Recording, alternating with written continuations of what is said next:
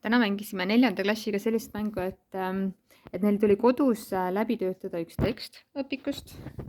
Nad lugesid selle läbi, kuulasid seda mitu korda, tegid sõnavaraharjutusi ja nii edasi. Ühesõnaga see tekst pidi neil olema üsna selge.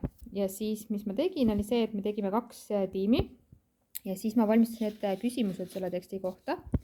Ja esimeses tiimis siis üks õpilane tuli klassi ette. Ma küsisin ta käest ühe küsimuse, ta vastas, kui oli õige vastus, sai punkti ja siis ta sai siit valida ühe numbri. Ja enne seda, kui ta numbri valis, siis ta pidi otsustama, kas ta annab need lipikul olevad punktid, jätab enda tiimile või ta annab need ära vastastiimile. Et ütleme, et ta valis 5. ruudusid ja otsustas, et ta jätab need punktid endale ja vot näed, sai -1 punkti.